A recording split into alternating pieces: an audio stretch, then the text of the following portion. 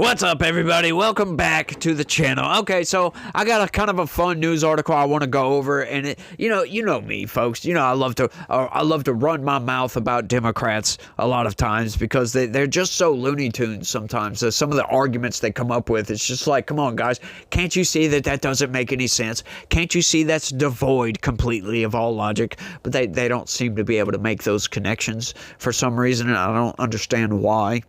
Right? These are the people that they're highly educated or whatever, but yet they're not smart. I almost slipped up. They're not that smart. A lot of times they don't think about what they say. They don't think that, hang on, logically that doesn't align with reality at all. It's like all over the place. But I got this fun little article, and I just want, like I said, I just wanted to do this for fun. So it's not any big bad breaking news or anything like that. It's just me just running my mouth, essentially. Check this out, y'all. Reagan-appointed judge warns of existential threat to democracy in resignation letter. Right? This is like the logic of that right there, just in and of itself. The logic of that. Okay, you see an existential threat coming your way in whatever field that you're in, right? And you decide you're going to combat that existential threat by leaving.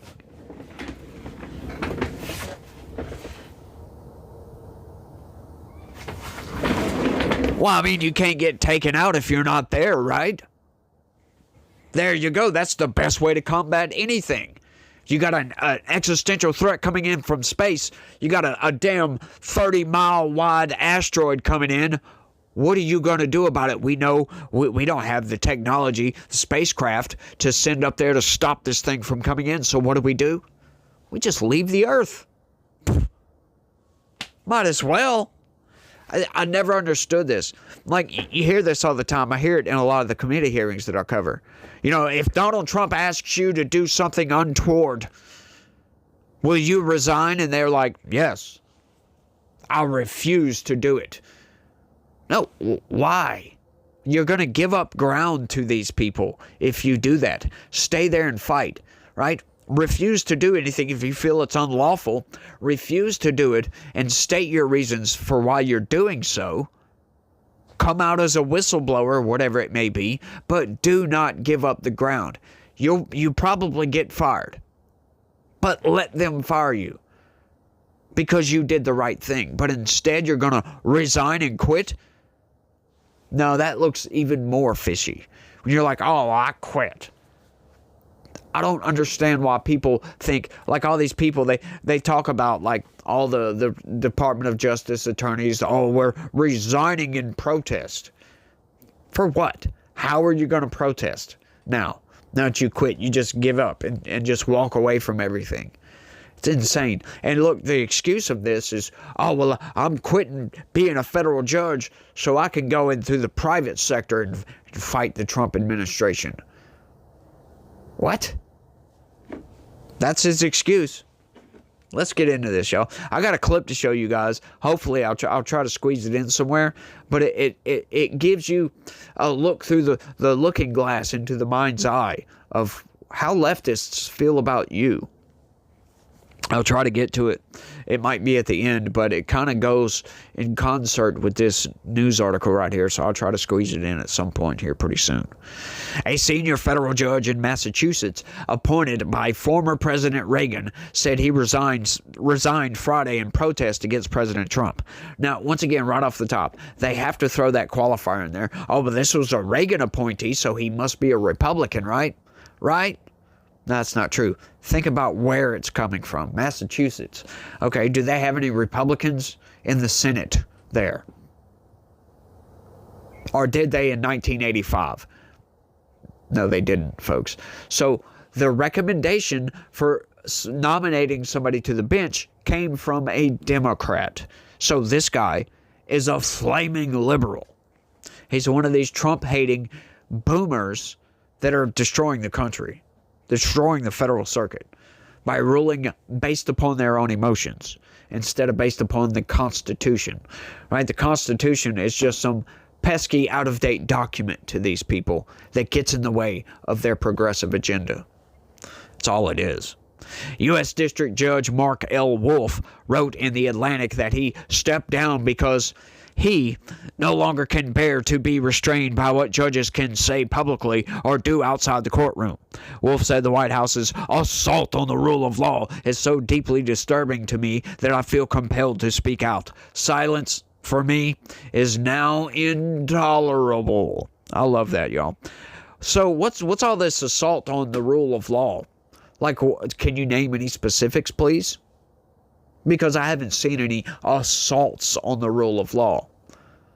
I mean, I've seen Donald Trump bring some constitutional questions that need to be answered.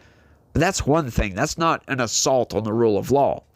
The only assault on the rule of law I've seen is coming from Democrats, where they're trying to say, Donald Trump's political retribution campaign is going after innocent people. Right? The elites, we're allowed to lie to Congress. That's what they're telling you when they give you this whole long spiel about, James Comey or Letitia James or any of these things. They're saying these people, they're allowed to get away with doing weaponizing the federal government, for instance, right? They're allowed to do these things because it's not a crime to weaponize the federal government. They're allowed to. So it's just Donald Trump's retribution campaign. And they're calling that, I'm assuming, because he mentions that in the news article, I'm assuming that's what he's calling an assault on the rule of law. But hang on just a second there, my dude. We know for a fact that James Comey lied to Congress several times. And what are they charging James Comey with, by the way? Lying to Congress. Now, Letitia James, that's a whole different story, right? That's something totally different. What Donald Trump is doing with Letitia James, I'm not going to lie, it's a bit petty. But it's still within the bounds of the law. Because, yeah, sure, they might have looked at the person and then looked into their mortgage documents and saw, well, hang on just a second, you broke the law, this is fraud. So it might have been, show me the person and I'll show you the crime type of thing. But hang on just a second, the crime is still there. And look, she deserves it, to be honest with you, because they did the exact same thing to Trump. The crime was still there, right? Oh, well, hang on just a second. The supposed victim of that crime that Donald Trump committed, fraud, they said, well, no, we weren't defrauded at all. As a matter of fact, we still do business with Donald Trump. Everything was on the up and up. So, what was there any fraud? If the victim is saying there was no fraud, look at all the documentation here. There was no fraud, folks. So, once again, they're making up things. They're twisting the law around. This is, once again, we was talking about this the other day, where they'll take the language of the Constitution and instead of adhering to historical context around why this documentation was worded specifically the way it was in the Constitution, whatever it may be, and the historical context around that, and they'll take that word usage, if they can apply it to whatever is politically advantageous for them, they will do that, ignoring the historical context for the impetus as for why they created this legislation in the first place. It's totally against whatever they are doing with it. That's called a perversion of the Constitution, by the way. Or at least that's what I call it. They're perverting the language to suit their own needs. It's intolerable, huh? For me, it's now intolerable. I can't be silent anymore. Wolf reflected on his time as a judge and now wishes to do everything in my power to combat today's existential threat to democracy and the rule of law, he wrote. With his resignation, the 78-year-old Wolf noted Trump cannot replace him with a nominee of his own. Former President Obama already filled Wolf's seat with Judge Indra Talwani. I don't know if that sounds familiar to you guys.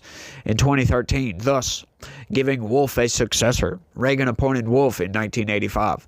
Wolf also slammed the Department of Justice's prosecutions of former FBI Director James Comey, New York Attorney General Letitia James, as well as Trump's social media posts directed at Attorney General Pam Bondi, asking her to prosecute Comey, James, and Senator Adam Schiff. See, this is what they're pretending here. They're using language as a weapon. They're pretending that Donald Trump just out of the blue decided to make a social media post saying, Pam Bondi, you need to go after James Comey. And they're pretending that that was a direct order to Pam Bondi. Now, what they're doing is they're ignoring the fact that Tulsi Gabbard had just came out and laid out a buttload of evidence that showed that, hang on just a second, James Comey lied to Congress. And then Donald Trump learns of James Comey lied to Congress. Tulsi Gabbard sends a criminal referral to the DOJ. Boom. And then sometime after that, Donald Trump gets a hold of this information. He hears about it through the grapevine and says, you need to go after these people. Well, hang on, she already got the criminal referral, so she was already going to go after these people. That's fascinating. But they're pretending none of that other stuff happened. They're just using Donald Trump's social media post in a vacuum. They are pretending that Donald Trump posts social media posts, in a vacuum. Well, that doesn't happen, folks. It doesn't happen at all. Same way with Letitia James. There was a criminal referral sent to the DOJ from the Housing Authority or whatever, right? That made headline news. I covered that news article. Later that day, Donald Trump posts on social media, go after Letitia James. Well, they were already working on it, boss, as a matter of fact. And that's how these people, they use language. So I think this is probably a good time to throw that clip into the mix. I just wanted to throw this out there because this is what these people think of you guys. Hundreds of protesters gathered on Bancroft near Telegraph at one of the entrances to the Turning Point event held at Sellerbach Hall on Monday night at UC Berkeley. At one point, demonstrators yelled at people who were making their way into the venue to attend the conservative group's speaking engagement. One self-described registered independent from Oakland tells me she has a ticket to the event, but that protesters and police barricades at two different entrances made it impossible to get inside. I'm going to scoot around a little bit, but usually when things have gone on this long, I'm a pretty experienced protester. I know that if it goes on too long and they don't feel satisfied, this crowd, all the people that have been smoking weed and drinking that are right in front of the university here, and these people that get really riled up. Tensions ran high. We saw two men get into a physical fight. One man appeared to be a protester, and a second man was in a red T-shirt worn by Turning Point supporters. They were taken away in handcuffs. The protest started in the afternoon at Sproul Plaza. A group named By Any Means Necessary organized the demonstration. We condemn the university administration's hosting of this event. It's completely, ridiculous that they're doing that. I don't think we have a hateful country. I think we have a really poorly educated country. If you didn't know, there was a brawl start outside. They had a Turning Point USA event going on at UC Berkeley, and a bunch of protesters showed up and started agitating the Turning Point USA attendees. Some of them got into a big old fight. And then they want to condemn the administration at UC Berkeley for hosting the event. This is what they think of you guys. Don't let them bludgeon you over the head talking about freedom of speech. They don't care about your freedom of speech. They will admonish you at any point that they can. You're not educated. That's what they think. You're just dumb. Right? But once again, there's a delineation between educated, highly educated, and intelligent. You can have somebody never go to school, be much smarter than the highest educated people in this world. Can figure out problems. They can do all kinds of things with their hands, do whatever it is. They're much smarter than this highly educated doctor or whatever it may be. Right? Intelligence and education are two different categories. They're not the same thing, but that's what they want to make you think, that education means smart. Right? It's kind of like the whole graph go up people. They're like, well, the graph goes up. We got to make money. We got to keep getting bigger and bigger and bigger. Blah, blah, blah, blah, blah, blah, blah. It's ridiculous. They don't care what gets in the way of their graph going up. They just want to make sure the graph go up. It doesn't matter if it destroys lives. And these people will protest your speech at every single angle that they can. You see what they're doing with this news article right here. This guy's, I'm protesting Donald Trump's assault on the law. But they can't give one example of Donald Trump actually assaulting law and order at all. None whatsoever. These people don't care about the things that they yell about. It's all a ploy, right? They're just using it as a bludgeon. That's why I use that term so often. Using whatever it is as a bludgeon, because technically that's weaponizing language. They weaponize anything and everything that they can to bludgeon you over the head with, to make you sit down and shut up. And then when you do sit down and shut up, when you get tired of getting browbeat constantly, your silence is violence. You must stand up and fight with us. Otherwise, you get ostracized from polite society. That's coming from these people. There was another part of that video. There was an interview right before the one I showed you guys of one of the MAGA supporters and what he said. Check this out. Coming out, I mean, they have both sides blocked right now, full riot gear on all the police. It seems like they're trying to control the crowd right now. It's definitely gotten a lot more out of control the later it's gotten. People are upset, but everyone has a right to free speech, you know? So, I mean, everyone is allowed to protest, you know? So as long as it doesn't get violent, that's what matters. Oh, that's fascinating, don't you think? He's talking about the protesters. Hey, they've got to be able to protest whatever they want to. Just hope it doesn't get violent. And then it got violent, because we always know that every time the left protests, it turns violent, because these people are unrestrained by morality. They're just unchained from morality, if you will. They just want to engage in degeneracy, and that's it. And they want you to be forced to celebrate their engagement in degeneracy. That's what they want. They want to align everybody. They want a bunch of lemmings in this country that will just march in lockstep with whatever they say, whatever flavor of the week. They want the United States to be their own personal cult. Because these people are cultists, folks.